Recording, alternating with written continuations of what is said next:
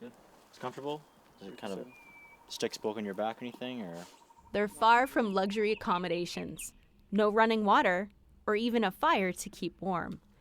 For Cadet Zach Orden and 50 other cadets from across BC, these guys and girls are toughing it out, practicing basic survival skills over 4 days in a simulated emergency situation in the woods on central Vancouver Island.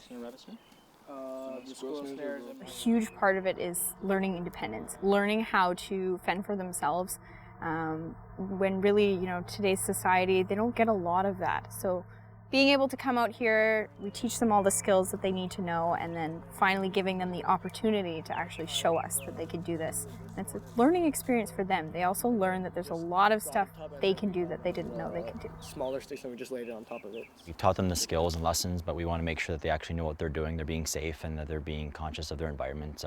We're not just going to be isolated and let them go off for 4 days. We're obviously going to supervise them and make sure they're okay, but to kind of give them a little help, a little psychology that we're here, that they can help them if they need to. And then what's the next step on the signal fire? Part of a 2-week course based out of the Albert Head Cadet Summer Training Center in Victoria. These cadets are paired off into teams, given a list of objectives to meet, and are then assessed on how well they manage their isolation. More flame coming through the bottom, and it'll catch your sticks faster. And just keep in mind as well, make sure you have more. Dropping them off in a situation like this, even though we are supervising them and we are giving them unlimited water and a little bit of food, it's definitely a big shock. You want to keep your mind active. If you don't keep your mind active, you're going to lose track. You're going to think about home, you're going to think about all the luxuries that you missed, and you're going to lose morale. We're trying to simulate a survival situation itself. They don't have much in the way of stuff with them that they can use, and they have to be resourceful. They have to find other means of making the things that they need, like their shelter and their fire.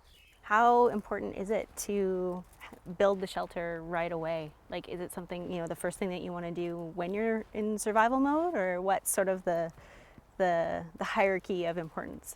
Well, it's more important to get the fires built first than to get the shelter done.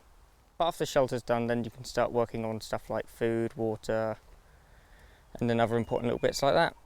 What else can you do with the rose hips? Boredom and loneliness are also factors cadets have to be aware of. Building things out of materials they find on their sites, they'll also keep their morale raised and their minds focused. I think that if you keep yourself going, that you have more hope and more chances of survival. So you're more likely to survive, and you want to survive.